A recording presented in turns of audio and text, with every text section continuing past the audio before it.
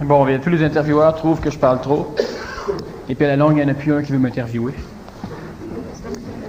Alors, je me suis suggéré de m'interviewer moi-même pour voir si effectivement je suis une trop grande gueule.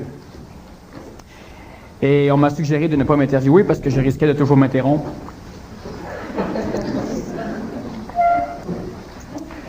À travers cela, n'étant pas trop complexé, eh bien, j'ai pensé de voir ce que ça pouvait faire de faire une conférence sans intervieweur. Il y a des personnes qui vont être satisfaits parce que je ne me ferai plus couper, même si de temps en temps, on ne coupait pas beaucoup. Le phénomène du complexe, c'est intéressant, c'est un phénomène psychologique, un phénomène qui est archétypal, c'est-à-dire qui provient du fin fond de la mémoire humaine. Depuis que l'homme a la conscience d'être lui, il a la conscience que les autres sont eux, et par comparaison, il peut décider d'être plus petit, ou décider d'être l'égal, ou décider d'être plus grand. Et le complexe, c'est quelque chose qui chapeaute la conscience de l'homme, qui l'empêche d'avancer, qui l'empêche de faire les choses, qui l'empêche de s'exprimer. Le complexe, c'est un peu de la gêne, c'est souvent de la peur, c'est de l'orgueil. Ne pas être capable de dire à quelqu'un qu'on l'aime, c'est un complexe, sauf si on est muet, pas de main, on ne peut pas écrire. Ne pas être capable de parler à un individu auquel on donne trop d'autorité, c'est un complexe. Prétendre qu'on est venu au monde pour un petit pain, c'est un complexe. Et nécessairement, toujours avoir besoin de se prouver, complexe de supériorité, avec manque d'assurance. Le complexe, c'est la comparaison qui sera faite dans la mémoire de l'homme, à l'insu souvent de l'homme et de la femme et de l'enfant, une comparaison entre ce que lui vit ou perçoit qu'il vit, ce qui est souvent bien différent de ce qu'il est en réalité, comparé à ce qu'il aimerait être. Ou comparé à ce qu'il ne veut pas être. Le complexe de supériorité compare l'humain à ce qu'il ne veut pas être. Le complexe d'infériorité compare l'humain à ce qu'il voudrait être. Et le complexe, du point de vue cosmique, il y a des raisons complexes. Les conférences que je donne, ce ne sont pas des conférences d'ordre psychologique. Il y a évidemment de la psychologie dedans. Mais la psychologie, psychos veut dire âme, logie, science qui étudie l'âme, psychologie, est une petite partie de l'homme. L'homme est constitué d'un corps physique, tout le monde a pu le constater. L'homme est constitué aussi de vie. L'homme peut être en manque de vie, peut être fatigué, peut être dépressif, peut être nerveux, peut être manipulé par les basses parties de sa psychologie. Et à travers cette manipulation inconsciente qui se fait chez lui, l'homme peut devenir de plus en plus complexé parce que, ayant des buts spirituels, ayant des buts matériels, ayant des buts amélioratifs, ayant des buts conceptuels, l'homme prévoit, essaie de créer une image, idolâtrise ce qu'il voudrait être, et de par le fait même, risque fortement d'être complexé. L'enfant vient au monde. Il n'a pas de complexe physique. Il n'a pas de complexe psychologique. Éternuer en pleine table devant tout le monde, ça ne le dérange pas. Il n'a pas de complexe de crier ou de parler. Il crie, il parle. Il n'a pas le complexe d'essayer. Il n'a pas le complexe d'être limité. Mais nécessairement, l'homme, avec son cheminement de mémoire, ce qu'il appelle l'expérience, engendre la communication de l'expérience d'un expérimenté à celui qui ne l'est pas, et il appelle cela l'éducation. Alors l'humain, par son éducation, prend l'enfant qui n'a pas de complexe et le façonne de façon à ce que l'enfant ne prenne pas trop d'espace dans le monde vital des parents, dans le monde vital des éducateurs, dans le monde vital de la société. Et ce façonnage brime nécessairement les capacités potentielles de l'adulte ou de l'enfant et nécessairement influence à jamais ce que l'enfant sera. Et l'enfant, vous avez été cette matière. Et maintenant, vous êtes le résultat. Le complexe est un phénomène qui n'est pas naturel, mais artificiel. Il est donné par les dieux, il est donné par les théologies, il est donné par les forces morales, il est donné par les forces légales, il est donné par l'éducation, il est donné par les guerres. Tout ce qui provient de l'expérientiel chez l'homme engendre dans sa psychologie la faculté de comparaison. La faculté de comparaison peut être, si elle est mentale, une faculté associative logique qui peut permettre à l'homme, en comparant, d'améliorer positivement sa condition de vie. Lorsque la comparaison provient du phénomène émotif, lorsque la comparaison est faite au niveau de l'âme, au niveau du corps astral de l'homme, eh bien, nécessairement, la comparaison émotive sera manipulée par le désir de l'homme, et le désir de l'homme sera manipulé par la comparaison, ce qui finalement obligera l'humain à vivre des stress psychologiques, des psychostress, qui seront imprimés dans son corps physique et qui seront imprimés dans sa cellule, c'est-à-dire que cela va devenir une programmation suffisamment puissante pour obliger l'humain, malgré sa conscience, malgré la consistance de son intelligence, à ne pas être supérieur à la médiocrité. Cela veut dire qu'à la longue, l'humain ne sera plus capable de supporter sa propre intelligence parce qu'il aura été programmé à jouer le jeu d'un être médiocre. Certains vont dire qu'ils ne sont pas médiocres. Par rapport à ce que l'humain peut faire, presque toute la planète est médiocre. L'humain accepte la souffrance à la longue parce que c'est normal. L'humain accepte les incendies parce que c'est normal. L'humain va même accepter un tremblement de terre parce que c'est des choses naturelles. Et lentement, à travers cette habitude, l'humain finit par accepter comme étant naturel et normal d'être médiocre. D'être continuellement assujetti à tout. Ne pas être capable de supporter son intelligence, ça transparaît, ça transpire comment? Ne pas être capable de supporter sa parole. Ça veut dire quoi? Ça veut dire que beaucoup de personnes ne voudront pas se reconnaître lorsqu'ils vont entendre leur voix. Ça veut dire que beaucoup de personnes qui, pour la première fois, sont enregistrées, passent à la télévision ou à la radio, vont se trouver pieds, vont trouver qu'ils font mauvaise figure. Ça transparaît par le fait que lorsque l'humain répond lui-même à une question qu'il se pose, il ne se croit pas. Qui est lui pour dire ça? Ça transparaît lorsque l'humain se refuse d'essayer de changer une condition. Au nom du fait qu'il a déjà essayé. Lorsqu'il n'était pas prêt, il a essayé. Maintenant, il est prêt, mais il n'est pas pour essayer, il a déjà essayé.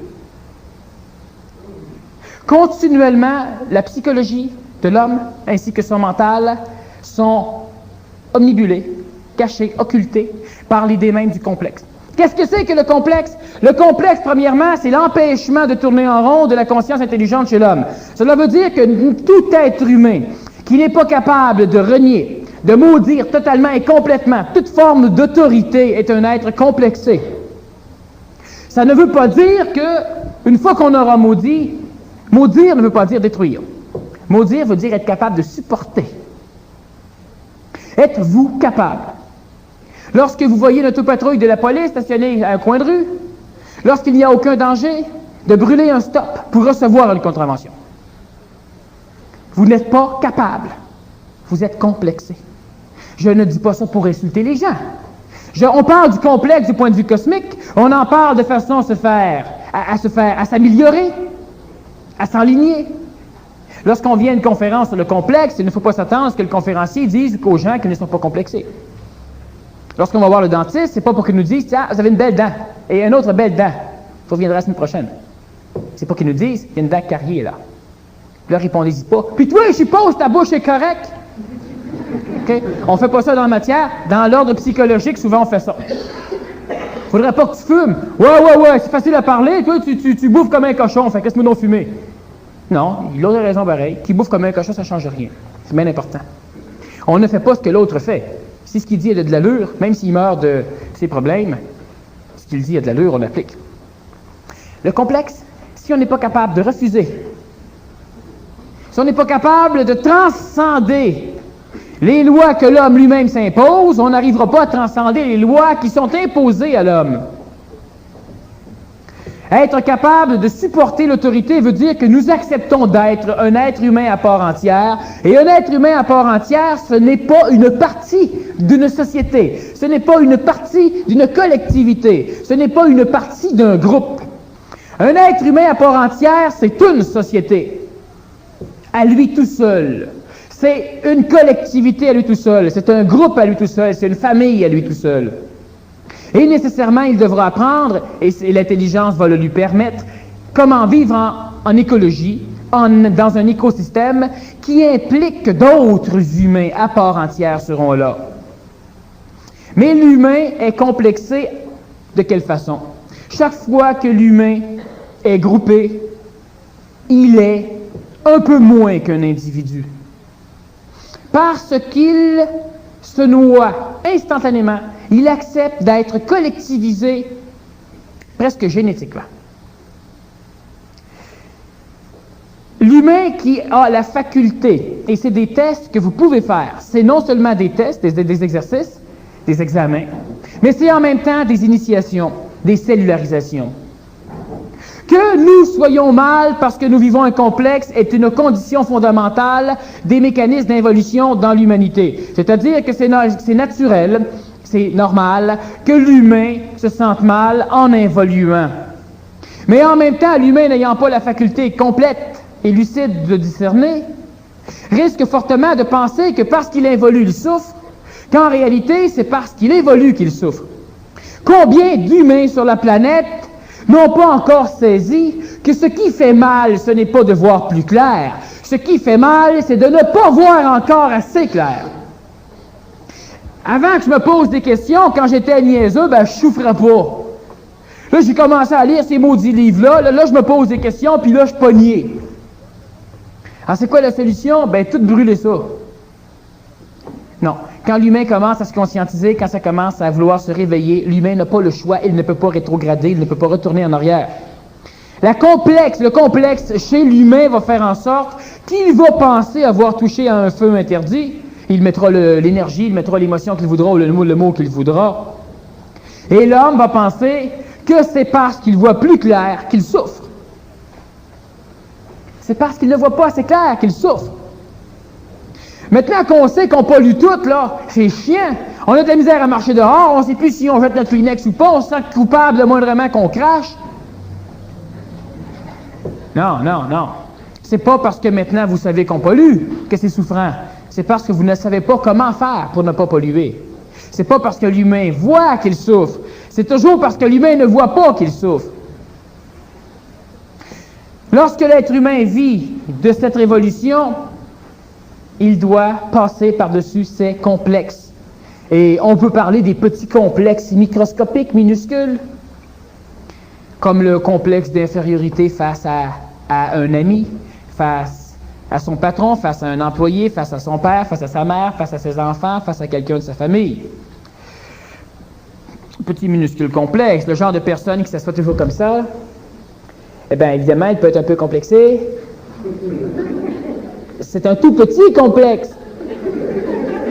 Ce n'est pas quelque chose de gros. Sérieux. Mais, et nécessairement, comme tout le monde rit d'elle, elle attire encore le complexe. Alors, à son insu, elle travaille contre elle. Elle va dire qu'elle n'a pas peur. Elle peut même crier puis gueuler. Mais elle referme tous ses mécanismes psychologiques, ce qui nécessairement, par la voie hypothalamienne, par les parties inconscientes de l'expression de l'ego, engendre une mobilisation du corps qui vient trahir. Lorsqu'une personne veut travailler sur les complexes, ça ne vaut pas la peine qu'elle travaille sur une petite chose. C'est comme ôter une bébête à patates sur chacun des plants de patates. C'est mieux de t'organiser pour planter des oignons à travers. On va s'en aller, les bébêtes à patates. Certains diront arroser ça de poudre blanche. Bon, c'est comme vous voulez. Lorsque nous parlons de complexes, il y aura une partie de questions. Vous pourrez poser des questions sur les complexes s'il y a des choses particulières ou sur n'importe quoi comme à l'habitude. Mais ce qu'il faut comprendre, c'est que régler le problème règle les petits problèmes qui en découlent. Alors, régler le complexe règle nécessairement toutes les formes de complexes. Être capable de se supporter veut dire être capable, non pas de s'accepter tel que nous sommes, pas ça que ça veut dire. S'accepter tel que nous sommes, il n'y a pas d'humains encore sur la planète qui sont capables de le faire intégralement, d'une façon absolue. Pourquoi? Parce que l'humain ne sait pas qui il est. Alors, s'accepter comme il est, c'est bien compliqué. Tu peux accepter ce que tu penses que tu es. Mais accepter ce que tu penses que tu es, c'est t'empêcher d'être ce que tu es. Et je vais vous dire comment on peut arriver à découvrir qui nous sommes. Normalement, naturellement, pleinement. Qui nous sommes. Pour découvrir qui nous sommes, nous devons éliminer des barrières, les complexes, qui empêchent totalement l'expression libre de ce que nous sommes.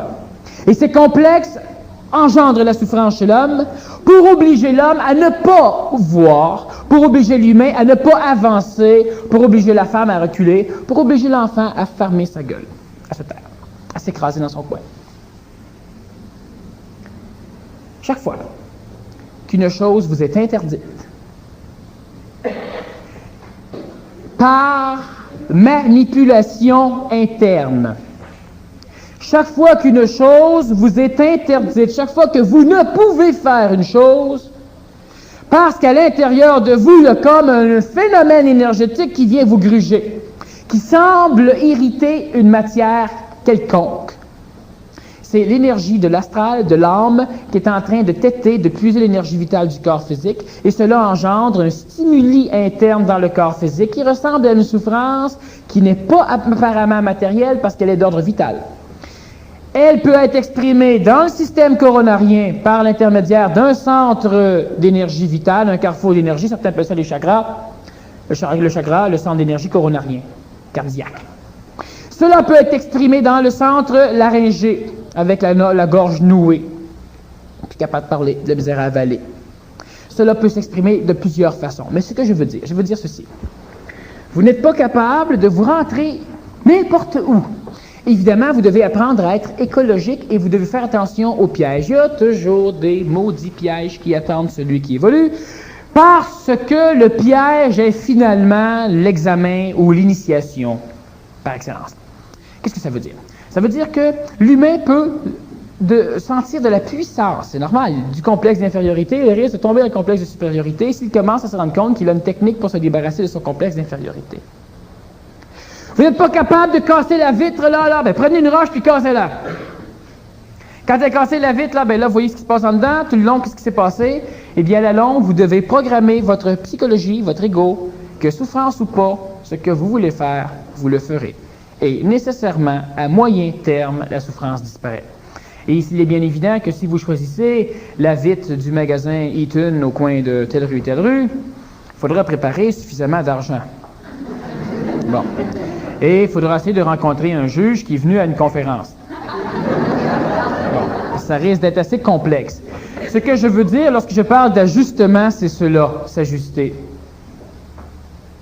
Alors, au lieu de casser les vitres, parce qu'il peut y avoir un manque d'écologie, chaque fois que nous voulons faire une chose et qu'à l'intérieur de nous, ça ne veut pas, sachez que, premièrement, l'homme est manipulé. Sachez que, deuxièmement, ce n'est pas lui qui est son seul maître. Pourquoi? Parce qu'il y a une lutte. S'il y a une lutte, c'est qu'il y a quelque chose à l'intérieur de l'homme qui veut faire quelque chose, et il y a toute une machinerie qui l'empêche de le faire. Et cette lutte, elle doit mener nulle part.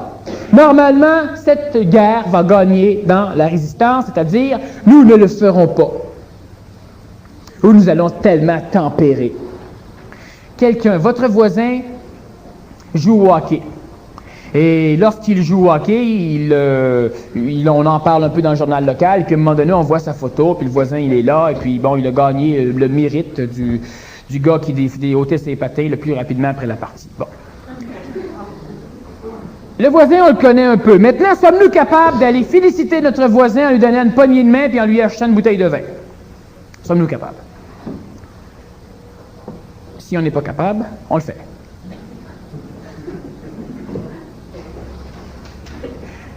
On n'apprend pas de soi en allant dans un cours de relations humaines. On n'apprend pas de soi en allant dans des conférences. Dans des conférences, on peut apprendre des choses, mais on ne peut pas apprendre de soi. Dans une conférence, en lisant un livre, à la télévision, dans des cours, on peut apprendre comment fonctionnent les choses. On peut apprendre quelles sont les lois karmiques, quelles sont les lois qui régissent l'évolution des humanités. On peut apprendre qu'est-ce que c'est que le complexe. On peut apprendre de quelle façon l'être humain est manipulé. On peut apprendre à avoir une parole juste. On peut faire des choses.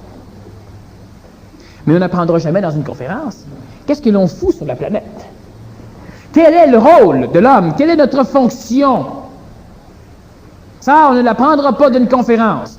Cela fait partie de l'initiation, c'est-à-dire que l'humain, par la vie, l'apprendra s'il accepte d'ouvrir ses sens, pas juste physique. C'est important. Tout ce que nous voulons faire, que nous ne pouvons pas faire, prouve que l'être humain est plugué sur du complexe. Et la solution miracle, la solution fast-food, la solution McDonald's, il n'y en a pas. L'homme doit transformer ce qui, chez lui, est devenu une programmation qui entre en fonction, une mémoire d'intervention très efficace, qui rentre en fonction chaque fois que l'homme risque de découvrir qui il est. Quand je parle d'homme, pas de soi, que je parle de la femme et de l'enfant. Qui je suis? Suis-je? Quand la personne dit « Moi, je suis un peu heureux, je suis un gars complexé, je suis un raté », c'est pas elle. C'est foutrement pas elle. Elle n'est pas cela. C'est cela qu'elle exprime. Elle permet que son corps serve à d'autres motricités évolutives ou involutives. Elle se permet de servir l'humain, d'être l'esclave, d'être trop bonne, d'être trop cave. Je suis trop ceci, je suis trop cela pour faire ceci, pour faire cela. Alors, commencez par des petites épreuves. Mais il faut absolument que l'humain se prouve qu'il est capable. Cela veut dire quoi? Cela veut dire, parce que dans le terme psychologique, on dit « prouvez-vous que vous êtes capable ». Dans la réalité des choses, c'est détruisez la programmation qui vous inhibe et remplacez-la par une programmation qui va vous laisser libre. C'est ça, se prouver qu'on est capable. Se prouver qu'on est capable, c'est psychologique, c'est motivateur, c'est lorsqu'on ne comprend pas la mécanicité. L'enfant n'a pas de problème, de complexe, donc nécessairement, ce n'est pas lui. Mais lentement, on vient dans sa mémoire, dans son âme, dans sa psychologie, dans son phénomène astral, on vient rentrer de l'information expérientielle, de l'éducation. L'enfant va aux toilettes, il ressort avec ce qu'il a sorti, et puis il va montrer ça à ses parents tout contents. Les parents, première fois, deuxième fois, ça marche. Lorsque le propriétaire vient faire visiter la maison de nouveaux locataires, l'enfant fait la même chose. Là, ça ne marchera plus. Alors, on punit l'enfant. Et finalement, à travers toute l'éducation, et ça, ne blâmez pas vos parents, et ne vous blâmez pas en tant que parents, cela fait partie des conditions d'ignorance de l'homme, c'est-à-dire que l'humain, premièrement, ne peut pas discerner le bien du mal tant qu'il ne l'a pas fait, et que l'humain ne sait pas ce qu'il fait. Dans la majorité des cas, il fait ce qu'il pense être bien d'être fait, et il fait son possible. Alors, blâmer les parents qui, chaque fois que j'étais libre, m'ont donné une volée, c'est ridicule. Eux ont fait ce qu'ils croyaient bon d'être fait. Maintenant, mon travail à moi, ce n'est pas de prendre mon énergie et de blâmer le passé, c'est de prendre mon énergie et de travailler avec. À 2 ans, je pouvais prendre mon bain, puis lorsque quelqu'un rentrait dans la chambre de bain, ça ne me dérangeait pas d'être nu. À 8 ans, je ne pouvais plus. À 12 ans, je pouvais encore moins. Lentement, on devient complexé. Et l'orgueil de l'homme est puissant à un point tel qu'elle va trouver normal. Quand même, il faut savoir vivre. Et là, c'est pas un complexe, c'est de la bonne éducation. Presque 100% de la bonne éducation est du complexage d'homme. Un être humain, savez-vous qu'est-ce que c'est de la culture d'homme? De la culture d'humain. On prend un grain de blé et chaque fois qu'il pousse une feuille qui ne nous plaît pas, on la coupe. C'est de la culture. Chaque fois que c'est un petit peu croche, là, on met un tuteur. On appelle ça un tuteur. Le tuteur, c'est un morceau mort qui devrait diriger la plante vivante. C'est comment, lui? Et tout ça fait partie de la culture. Et on cultive l'homme, on élève des enfants. On parle de temps en temps d'éducation, mais l'éducation, c'est de faire en sorte que tous nos problèmes, nos barrières, bien, que les enfants les aillent avec, hein, ça fait moins chier. Oui, quand l'enfant est rendu qu'il peut faire des choses que nous autres on s'interdit, bien évidemment, il y a un problème. On passe pour des maudits caves. Il y a une solution, changer ou les changer. Puis nécessairement, étant orgueilleux comme l'humain est orgueilleux, il préfère changer ce qui est pur. Comment pouvons-nous voir qu'une chose est bien en la comparant du mal? Comment pouvons-nous voir que le mal est bien en détruisant le bien? Il ne restera que le mal, donc il ne restera que le bien. Lorsque nous sommes paramétrés, alors laissons faire l'éducation, comprenons simplement que nous sommes éduqués, nous avons accepté certaines formes d'éducation, et lorsque nous étions jeunes, les parents fonctionnaient comme nous avons fonctionnaient à partir des programmations de leur propre éducation, du caractère social, c'est-à-dire du collectivisme. Tout à l'heure, je vous disais que lorsque l'humain acceptait d'être en gang dans sa conscience, il était moins qu'un individu. C'est ce qui nécessairement a engendré une problématique, un paquet de phénomènes au niveau de l'évolution des parents qui nous ont évidemment éduqués, dans le mieux de leur connaissance. Je répète, l'humain, quand on dit le royaume des cieux est à ceux qui sont de bonne volonté, alors heureux les hommes de bonne volonté quand le royaume des cieux est à eux. J'ai déjà souvent expliqué que les hommes de bonne volonté, il n'y avait que ça sur la planète Terre. Celui qui pose une bombe pour sauver son pays est un être de bonne volonté. Celui qui fait un vol est un être de bonne volonté et est convaincu dans l'instant où il fait le vol que c'est honnête pour lui. Celui qui fait du vol à l'étalage dans un magasin puis qui se dit « Oh, il nous vole assez », c'est un être de bonne volonté. Il est convaincu qu'il fait bien. Les parents étaient des êtres de bonne volonté, et lorsqu'à un moment donné, on enfermait les enfants dans des garde-robes, eh bien, c'était correct.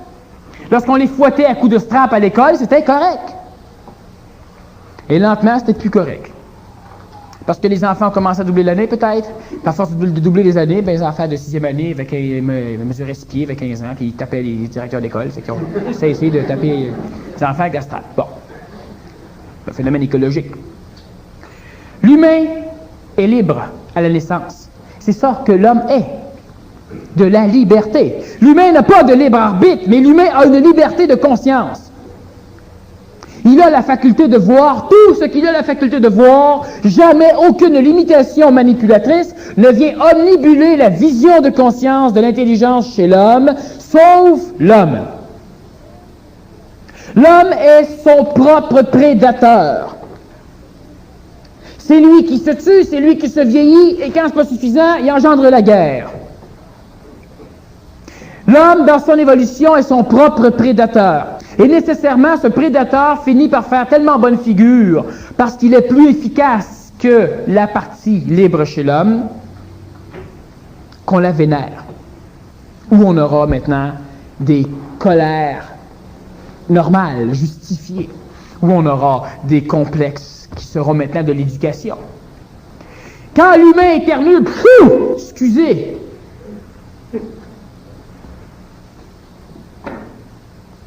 elle n'a qu'à pas éternuer. S'il ne faut pas éternuer, si elle ne peut pas, elle n'a pas à s'excuser. Pas de sa faute. Toute la programmation est basée de façon à ce que l'humain se garde médiocre. Cela engendre même des complexes nationaux. Cela engendre des complexes planétaires. Cela fait en sorte que l'humain devienne une larve rampante devant ce qu'il appelle les dieux. Et dans la majorité des cas, ces dieux ont été créés par l'homme à l'image et à la ressemblance de l'homme. Et toutes les misères que l'homme a menées sur la planète, il les aurait mis entre les mains des dieux et des forces du mal. Il y a un phénomène créationnel, n'en parlons pas pour l'instant. Chose qui est bien évidente, c'est qu'il n'y a rien d'intelligent, il n'y a rien d'inintelligent qui n'a la faculté de créer quelque chose d'inférieur. Si l'on veut faire de la théologie, quelle que soit l'obédience, Dieu n'a aucun intérêt à créer un être inférieur. Sinon, Dieu est un maudit niaiseux. C'est lui-même un être inférieur. Alors, apparemment que Dieu a créé l'homme à son image et à sa ressemblance, et puis ce temps-là, l'homme a l'air à le regretter. Il a l'air d'être satisfait, l'homme. Il se maquille. Il se met des perruques. Il se cache le corps. Il tripe pour oublier qu'il est là. Il écoute de la musique, il boit, il se drogue, il s'occupe, il joue aux cartes, il joue au ping-pong, il passe le temps Quand il a fini de travailler, il dit enfin un autre de fini. C'est ça, un autre de moins à vivre. Si l'homme est créé à l'image de la ressemblance de Dieu, l'homme est son égal. L'homme est pourri, l'homme est tout croche, c'est une raison pour ramper. On a deux humains, puis il y en a un qui est malade, il a attrapé le paludisme. Pas de sa faute, il y a une bébé qui est venue le piquer et pas l'autre. Alors, il devient malade. Est-ce qu'il est nécessairement inférieur à l'autre? Plus il est malade, plus il faut qu'il rampe. Mais c'est à croire que c'est ce que l'humain aime faire devant ses forces, qui apparemment nous aurait créés. Parce que nous avons un corps qui nous limite. Vous savez, quand l'humain se dit, oui, on est des êtres rampants, donnez-moi un corps qui vole, m'a volé. Ah, t'es pas capable, hein? Non, on me l'a pas donné. C'est pas de ma faute, je peux pas me mettre à ramper parce qu'on me l'a pas donné. On rampe devant tout. Il est bon de tolérer ce qu'on ne peut changer.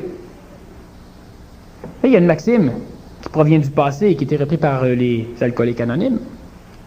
Mon Dieu, donnez-moi la sérénité d'accepter les choses que je ne peux changer et de changer les choses que je peux changer. Je suis dans le genre.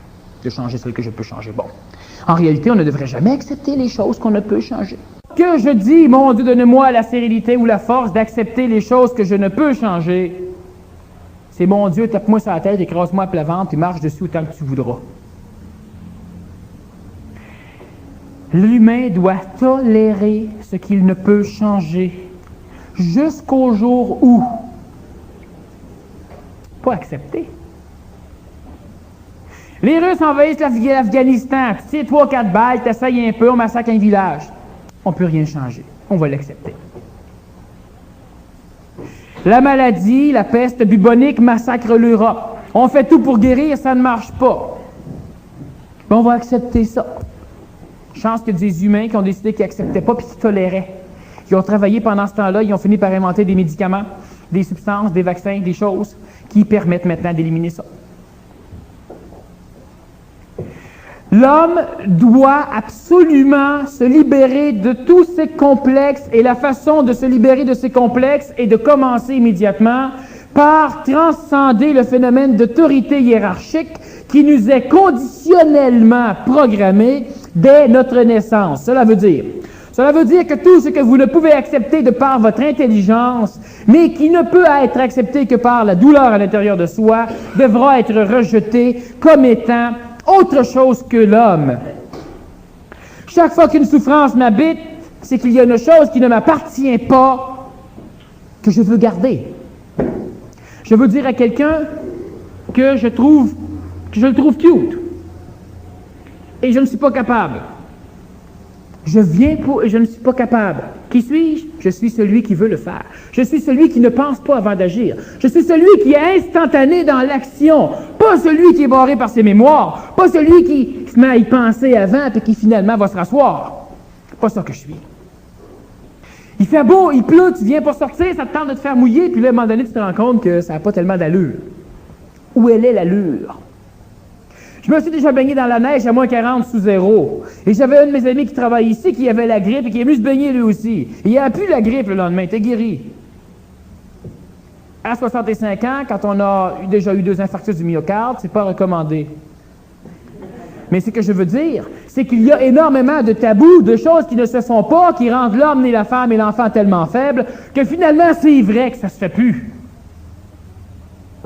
Je ne fais que m'en aller dans la forêt, sur le bouclier canadien, pour découvrir comment les conditions de vie là sont précaires. Et pour savoir que finalement, quand les Blancs sont arrivés ici, ben, les Indiens vivaient pareil. Il n'y avait pas d'électricité. Il n'y avait pas ceci, il n'y avait pas cela. Mais il était peut-être drôlement moins complexé, culpabilisé, médiocre que l'homme blanc d'aujourd'hui. Nous sommes de la liberté. Ce n'est pas de la motivation, ce n'est pas de la philosophie, ce n'est pas de la théologie. C'est de la constatation. Énormément de fois, l'humain vient instantanément, il appelle cela naturellement, pour faire quelque chose. Niet, ça ne passe pas. D'où le complexe planétaire, où l'homme s'interdit ou accepte de se voir interdit les choses qu'il a besoin, les choses qu'il recherche. Certains manquent d'affection. Et le manque d'affection peut être bipolarisé. On peut manquer d'affection, on a besoin d'en donner, et on en recevra, mais d'une autre sorte. Donc, on pourra dire on a besoin de donner de l'affection, c'est un manque d'affection. Et on a peut-être aussi besoin de se faire masser, de se faire parler, de se faire toucher, d'en recevoir. Ce n'est pas du tétage lorsqu'il y a un échange mutuel d'énergie. C'est essentiel que cela se fasse. Pourquoi? Parce au courant de notre journée, tout au long de notre vie, nous ramassons des énergies qui ne sont pas nécessairement les nôtres, qui ne sont pas polarisées pour être en affinité avec notre corps, et nous en donnons. De temps en temps, la partie égoïque, l'âme, entre autres la psychologie, qui, elle, vibre d'une nourriture émotive, a besoin de se faire énergiser. On arrive de travailler, on est fatigué. C'est évident que si le mari ou si la femme ou si les enfants veulent faire un massage à celui qui vient de rentrer, la personne va vivre heureuse. Mais il y aura un paquet de phénomènes. Oui, mais là, j'ai massé mon fils ou ma fille, elle est rendue à 10 ans, 11 ans, 12 ans, 14 ans, 16 ans. C'est un peu tard. Alors, posez-vous la question, ça vous tenterait-tu? Oui, c'est ça que vous êtes. Tout le reste, c'est pas ça que vous êtes. C'est ça que vous allez exprimer, mais c'est pas ça que vous êtes. Ça, c'est le complexe. Il est trop tard. Oui, mais elle va penser quoi? Masse-la bien, elle ne pensera rien. Commence par le couple et les omoplates, puis tu vas voir que même si ça te trouve folle ou fou, ça ne dérangera pas trop. L'humain a besoin de relations. Physiquement, on a besoin d'énergie. Alors on mange, on boit, on ramasse un peu de soleil, on ramasse de l'eau, par les pieds, par la peau et de l'air. L'humain a besoin vitalement de nourriture. Il le ramassera aussi par l'alimentation, les légumes qui sont vivants, les fruits, le soleil, l'eau qui provient du sol, qui est unique. Il le ramassera aussi, il y a l'énergie yang provenant du soleil, qui peut provenir de tous les fruits et légumes qui poussent en surface. Il y aura l'énergie yin que l'homme a absolument besoin. L'acupuncture connaît suffisamment les débalancements de ce phénomène pour en connaître les maladies. L'énergie yin provient de l'eau, provient des racines, provient de ce qui pousse sous la terre. Mais il y a aussi l'énergie minale que l'acupuncture ne connaît pas, qui est de l'énergie vitale. L'énergie minale, elle est créée exclusivement chez l'homme. Elle est captable par la partie médiale du nez lorsque l'humain a la faculté de respirer intercostalement. Et cette énergie, elle est échangeable par le magnétisme de l'homme. Par où le corps vital luminal est-il connecté? Il est connecté par les mains. Yin et Yang sont connectés par les chakras que l'humain connaît, dans la majorité des cas. Le plan luminal est relié aux deux mains, aux deux pieds, aux côtés, ce côté-ci et à la tête. Lorsqu'une personne se fait manipuler par son corps vital luminal, puis que ça se fait tirer parce qu'il y a trop de tétage, parce qu'il y a un paquet de raisons, ça peut engendrer des déchirures corporelles qui vont être appelées stigmates. Je dis cela comme ça, là. C'est intéressant. On a crucifié le Nazaréen ici. Les stigmates apparaissent là. C'est normal, c'est là que le double éthérique, au niveau du plan luminal, est relié à l'homme, à la tête, aux côtés et aux pieds. Bon. Lorsque l'homme a besoin d'une nourriture luminale, il ne peut la chercher que dans l'homme. Alors, il aura besoin de toucher autrui. Il aura besoin peut-être de relations sexuelles, il aura besoin de massage, il aura besoin de contact physique. Physique. C'est essentiel. Ce contact physique nourrit. Et le gros problème, c'est que l'humain est convaincu, trop convaincu, que seul un être, ou deux, ou trois, particuliers, peuvent nous apporter ce contact. Ce qui est faux. Parce que l'humain n'est pas naturel, parce que l'humain n'est pas libre, il se refuse le contact avec des inconnus, il se refuse le contact avec d'autres personnes qui sont en affinité. Et on doit comprendre cela. C'est important. Lorsque l'humain est complexé, il ne peut pas voir les choses qui sont naturelles sans en souffrir. Lorsque l'humain est complexé, il ne peut pas laisser couler les événements naturels sans en souffrir. Lorsqu'un individu vit un état émotif, c'est communicatif, c'est naturel. Et la majorité des humains sont capables de se sentir mal pour un autre parce qu'il y a le complexe. Pendant trop de temps sur la planète, l'humain s'est lui-même barré le chemin. Pendant combien de milliers d'années le mâle devait-il ne pas pleurer? Et lorsqu'un homme pleurait, tout le monde était mal pris. Complexe. C'est une chose naturelle qui ne devrait jamais être vécue de façon souffrante par aucun individu. Lorsque moi je pleure, je pleure. Lorsque je ne pleure pas, je ne pleure pas. Ce sont des choses naturelles. Et bien souvent, l'humain n'est pas capable de vivre des choses naturelles parce qu'il vit des choses artificielles. Je dis ceci parce qu'il y en a qui vivent ce phénomène d'expérience. Il est important de comprendre que la nourriture vitale du phénomène hominal provient du contact physique et ce n'est pas important que le contact physique soit exclusivement limité à des individus avec lesquels émotivement on est relié. Alors, lorsqu'on est tout seul, on n'est jamais mal pris. Lorsqu'on est seul, on est mal pris parce qu'on est omnibulé, encore une fois, par nos complexes. Et lorsqu'on se rend compte qu'on est complexé, mais à se faire étouffer, ne rajoutons pas l'ultime complexe, la culpabilité. Culpabilité, ça commence par C-U-L, et c'est là que ça va. Lorsqu'un être humain découvre qu'il est pogné, il est juste prêt à se libérer. Parce que tant qu'il ne sait pas, il continue à vivre son cheminement. Je répète que ce n'est pas parce que l'on découvre des choses que l'on souffre, c'est parce qu'on refuse que l'on découvre ou parce qu'on ne découvre pas ou on ne voit pas assez. Alors, au nom de cette hostie de souffrance, continuons à voir clair. Parce que je souffre, je vais m'enterrer. Alors un jour, je reviendrai à cette souffrance et j'irai m'enterrer. Je reviendrai à cette souffrance et j'irai m'enterrer. Quand je souffre de trop comprendre, continue à comprendre. C'est là que la souffrance s'en va. Au niveau de l'âme, au niveau de la psychologie, au niveau du plan astral, chez l'homme, il a besoin aussi d'être nourri. Il va être nourri par l'abreuvement endoformique. Qu'est-ce que c'est? Et que c'est complexe. Il va simplement aller voir un paysage extraordinaire. Il va fermer sa grande trappe, il ne pensera plus, puis il va juste le boire.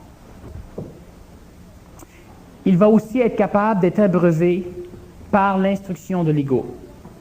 C'est-à-dire, l'ego, l'âme, c'est quelque chose qui est insécure. Disons que le symptôme le plus parfait de l'ego, c'est l'insécurité. Là, on sait qu'il y a de l'ego dans un humain.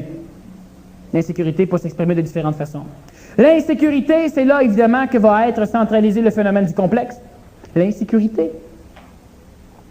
Et tout le phénomène mémoriel, tout le phénomène amique a besoin d'une nourriture qui vient nourrir ses mémoires. C'est pourquoi ce sera souffrant lorsqu'on déménage, lorsqu'on perd quelqu'un qu'on aimait ou avec qui on a vécu, lorsqu'il y a des changements.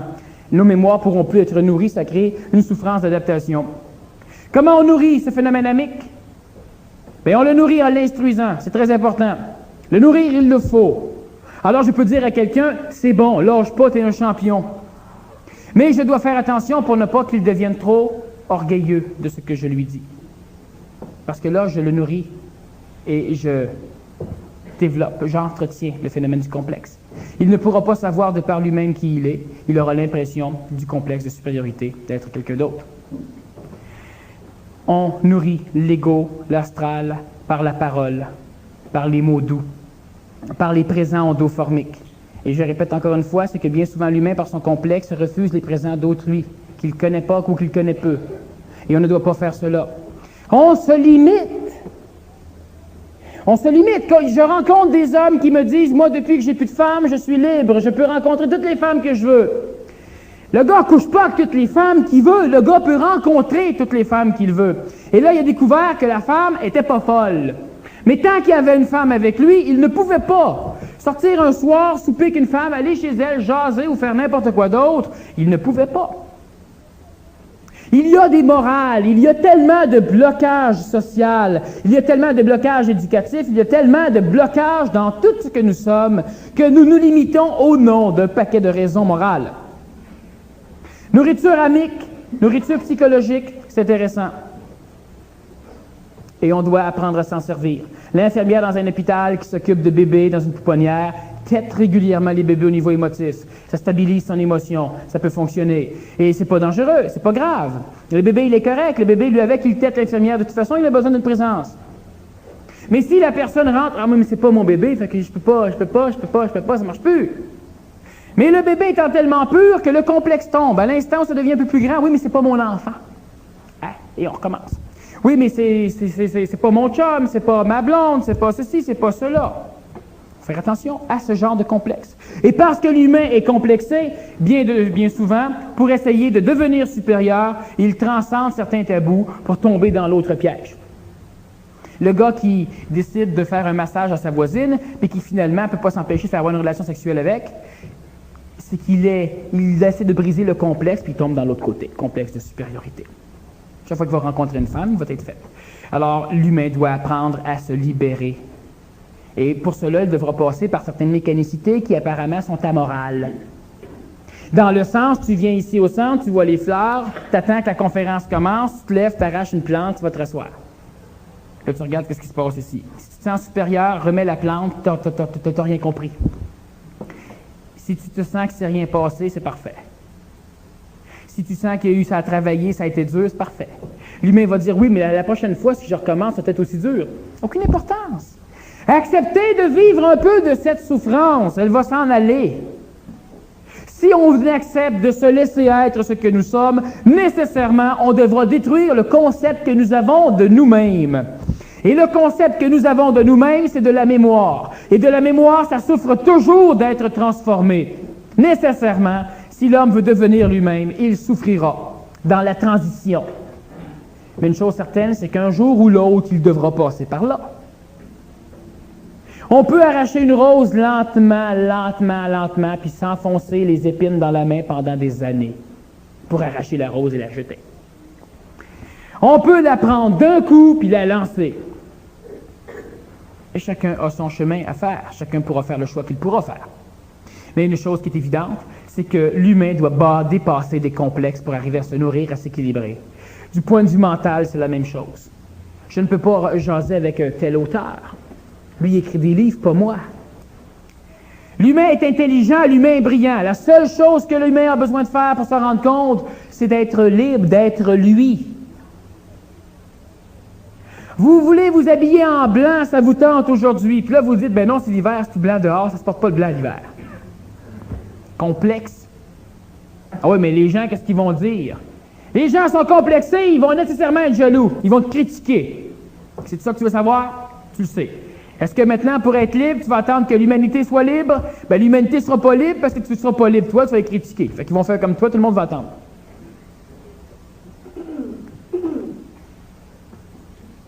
Passez par-dessus. Il y a toute une problématique de complexe. Et on ne doit pas se culpabiliser d'être complexé. Et ce que je dis, et c'est bien important, il y a suffisamment d'humains orgueilleux sur la planète Terre pour toujours déformer les choses. Intellectuellement, ils ajustent cela pour la psychologie complexée et ils mettent de nouveaux mots sur le complexe, des mots qui apparemment sont jolis, comme bien éduqué, comme moral, comme ça se fait pas, comme ceci, comme cela. Il y a des choses qui, écologiquement, ne se font pas. Pourquoi? Parce que vous allez vous ramasser en prison, vous allez avoir des amendes à payer, vous allez traumatiser inutilement d'autrui. Alors, on fait d'autres choses, de d'autres façons. Mais tout ce que, naturellement, vous voulez faire et que vous ne pouvez pas faire dénote un complexe. On appelle ça complexe peut-être parce que c'est bien complexe à éliminer, à cerner. Mais il y a deux genres de vie pour deux genres d'humains. Il y a le test d'humanité. Il y a celui qui a la faculté d'être réellement un être humain. Pas celui qui est un vermicelle, un être rampant. Apparemment dans un corps d'humain. Il est bien déguisé. Mais à sa démarche, on voit que ce n'est pas un humain. Quand il faut prendre une décision puis il attend que les autres la prennent, on voit que ce n'est pas un humain. Celui qui a un problème a un problème. L'être humain qui veut changer. On se fout de tous les problèmes qu'il a. S'il veut changer, il fait partie de la race humaine. L'animal ne veut pas changer. L'animal ne vit pas cette condition d'évolution. L'animal n'est pas évolutif. Mais l'animal est adaptatif, c'est-à-dire qu'il évolue quand l'extérieur change. Il évolue ou il meurt. Et il y a près de 5 milliards d'humains sur la planète Terre qui n'évoluent pas. Ils évoluent à la Darwin, de façon adaptative. S'il y a une guerre, ben on s'adapte. S'il y a une famine, ben on s'adapte. S'il y a bien de la bouffe, ben on mange comme des cochons, on s'adapte, puis bon, ça va. Mais l'humain n'a pas encore cette faculté. Ce n'est pas suffisamment répandu et ce n'est pas suffisamment stable chez lui, cette faculté de changer. Je suis un tas de marde. Mais quelque chose chez moi me différencie des autres tas de marde, c'est que je le sais. Le sachant, cela prouve que j'ai une conscience de mon état. Si j'ai une conscience de mon état, je peux nécessairement altérer, en bien ou en mal, mon état. Cela veut dire que je peux évoluer. Et voilà, la merde humaine est partie. Et là, l'humain, ben, il est dans sa merde et puis il se dit, je veux sortir un bras. Après ça, il se dit, crime, je n'ai peut-être même pas de bras. Et il accepte. Tolérer. Trouver intelligent ce qui doit être. Et à la longue, cela sera. Comment ça fonctionne? C'est simple. Toute la recherche évolutive de l'homme est à l'amener à fuir la souffrance. On appelle cela aussi l'amélioration. Comment se connaître? Comment se retrouver? Comment fonctionner? Bien, éliminer les barrières. Imaginez-vous que vous voyez Dieu apparaître dans votre chambre, puis le maudit cochon, il a oublié de s'habiller. Allez-vous être capable de supporter la vision de Dieu?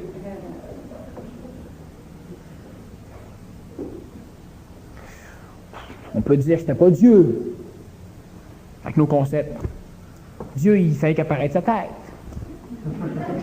Au moins, il y a des anges en avant, il y a des vignes qui poussent avant qu'ils sortent, il y a quelque chose, mais on peut mettre du concept puis s'amuser. Ça marche.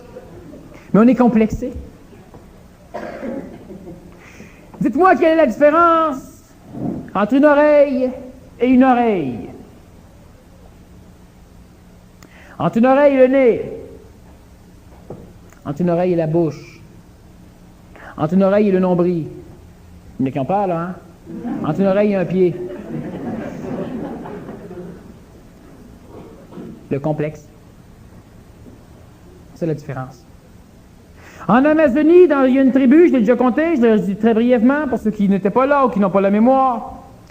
Il y a un bonhomme qui est rentré là, puis tout le monde était à poil. Mais c'était pas vrai, tout le monde avait un petit cordon autour de la taille. Bon. Et puis, à un moment donné, tout le monde se lavait, fait que lui, le bonhomme, qui était un explorateur, il s'est déshabillé pour aller se laver avec les Indiens dans la rivière. Puis tous les Indiens se sont tournés, se sont cachés, ils sont mis à nager sous l'eau. Alors, le gars, il comprenait pas, puis là, il y a un vieux bonhomme qui est arrivé par en arrière sans le regarder, puis il a dit « Hey, t'es tout nu! » Il dit « Oui, et vous êtes avec? » Oh non! Quand on ôte la petite corde, on ne se regarde pas. Lui, il n'y a pas de corde autour de la taille. Alors, il s'est mis une corde autour de la taille, puis là, il est habillé. Et ça, c'est authentique. C'est simplement que les Indiens avaient une visualisation intéressante. Puis c'était comme ça. Ça avait toujours été comme ça. On ne voyait pas. Quand on plaçait sa corde chez soi, c'était quoi? C'était notre sécurité. On refermait le cercle énergétique, c'était nous. Quand on la détachait pour la laver, eh bien, c'est comme si on révélait... Bon, psychologiquement, tout ce que notre être était à l'extérieur. Alors, par politesse, c'est ce qui arrive ici avec les vêtements et un paquet d'autres choses, bien, par politesse, ces indigènes-là, lorsque l'autre y ôte sa corde, on ne le regarde pas. Alors, il peut rester dans son intimité. Elle n'est pas sexuelle, l'intimité. Elle est philosophique, elle est conceptuelle, elle est théologique. C'est la même chose pour la vestimentation de l'homme, pour un paquet d'autres raisons. Mais les indigènes là-bas, c'était quand même, avaient suffisamment évolué pour s'arranger, pour pouvoir souffrir. Imaginez-vous, vous partez à la course dans la jungle, puis il y a une branche qui arrache votre corde. Vous êtes tout nu. Puis là, il y a un problème, les feuilles de laurier, ça cache rien. Parce qu'il faut une corde. Ah, ils se mettaient des lianes. Mais c'est un problème que l'humain n'a pas besoin d'avoir, mais que ces humains-là ont.